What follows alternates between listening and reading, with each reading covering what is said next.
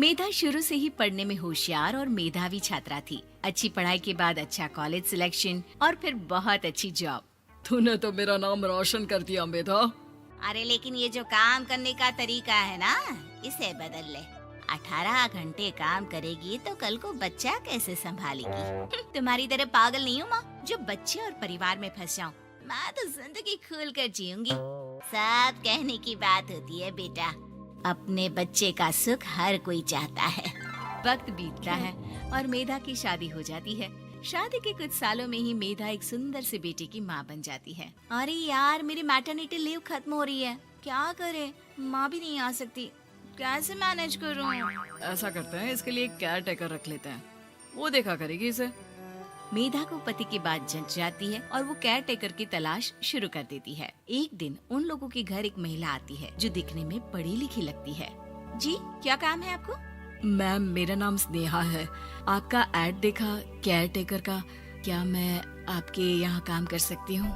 हाँ, क्यों नहीं, लेकिन आप तो अच्छे घर की लगती हैं, फिर नौकरी क्यों? दरअसल मेरे ससुराल वालों ने मुझे घर से निकाल दिया क्योंकि मैं माँ नहीं बन सकती और माता पिता भी नहीं है इस दुनिया में। तो अरे अरे, कोई बात नहीं, तुम लक्ष्य को ही अपना बच्चा समझो और यहीं रहना, और किसी भी चीज की जरूरत हो ना तो बता देना। नेहा खुशी खुशी लक्ष्य को संभालने लगती है। रात को जब मेधा घर पर आती है, अरे क्या बात है स्नेहा, तुमने खाना नहीं खाया क्या? अरे दीदी, आपका बेटा टाइम दे तब ना। अरे तो जब वो सोता है तब खा लिया करो।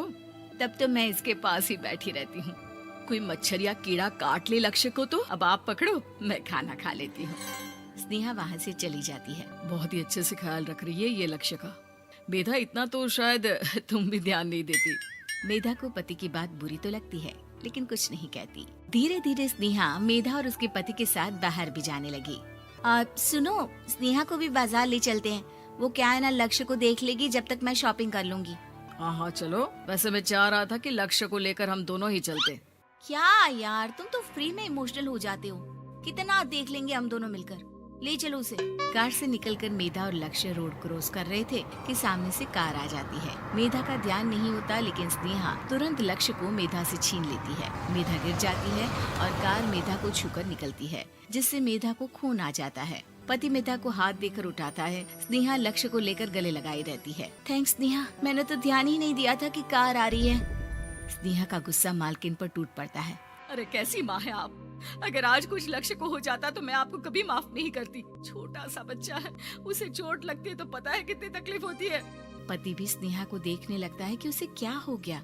मेधा को स्नेहा पर काफी गुस्सा आ जाता है। घर आकर कहती है, देखो स्नेहा, माना तुम लक्ष्य को बहुत प्यार करती हो, लेकिन वो मेरा बेटा है, मैं कभी जानबूझकर उसके साथ बुरा नहीं कर सकती, समझी? मुझे माफ कर दीजिए, मैं लक्ष्य को लेकर कुछ ज्यादा ही सेंसिटिव हो चुकी हूँ। मैं ध्यान रखूंगी कि आगे से ऐसा ना हो। मेधा का मन स्नेहा से अब हटने लगा था। एक शाम मेधा ऑफिस से घर आती है कि लक्ष्य उसे दिखाई नहीं देता और ना ही स्नेहा। वो स्नेहा के कमरे में जाती है जहाँ दोनों सो रहे होते हैं।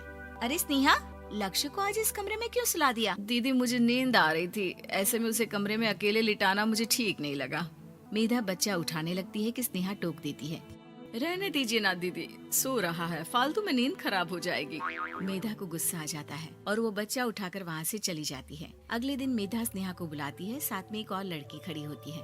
स्नेहा, अब तुम अपना कुछ और देख लो, हम लोगों को नई केयर टेकर मिल गई है, तुम इस हफ्ते घर छोड़ देना। स्नेहा का मन लक्ष्य को छोड़ने का नहीं करता, लेकिन नौकरी तो नौकरी होती है ना। स्नेहा घर से चली जाती है। धीरे धीरे महीने और साल बीतते जाते हैं और लक्ष्य एक नौजवान लड़का हो जाता है। लक्ष्य, आज मुझे मंदिर जाना है, ले चलोगे? ठीक है माँ, एक काम करके अभी वापस आता हूँ, तब तक आप और पापा दोनों तैयार हो जाइए। दोनों तैयार होकर बैठ जाते हैं, लेकिन लक्ष्य काफी देर तक नहीं आता। अरे मेधा, फोन तो करो लक्ष्य को, देखो क्या हो गया उसे। मेधा फोन करती है तो पता चलता है कि लक्ष्य का एक्सीडेंट हो गया है और वो सिटी अस्पताल में है। जल्दी चलिए, पता नहीं कैसा होगा मेरा बेटा। अरे चिंता ना करो, सब ठीक होगा, मैं अभी कार निकालता हूँ। दोनों मियाँ बीवी अस्पताल पहुँचते हैं, जहाँ वो लोग देखते हैं कि लक्ष्य बिस्तर पर पड़ा होता है।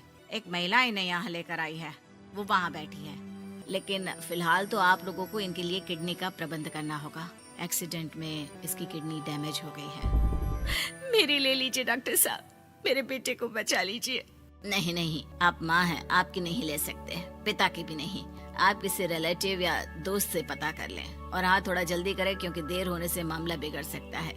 मेधा बैठकर रोने लगती है कि वहाँ डॉक्टर आ जाते हैं। जिस औरत ने आपके बेटे को यहाँ भर्ती कराया था वो अपनी किडनी आपके बेटे को देना चाहती है। हाँ? कौन है वो? कहाँ है वो? तभी वहाँ स्नेहा आ जाती है। स्नेहा तुम? मैं लक्ष्य को पहचान नहीं पाई थी, लेकिन आप लोगों को देखकर समझ गई कि ये लक्ष्य है, इसलिए वापस आ गई। मैं अपनी किडनी आपके बेटे को देना चाहती हूँ। मेरी अपनी तो कोई औलाद नहीं, लेकिन लक्ष्य में मैंने हमेशा अपना बच्चा देखा। तुम धन्य हो स्नेहा, जो इतने साल में भी लक्ष्य को भूल नहीं पाई। सही मामले में तो वो तुम्हारा ही बच्चा होगा, क्योंकि जन्म भले ही मैंने दिया हो, लेकिन आज तुम उसकी जिंदगी बचा रही हो।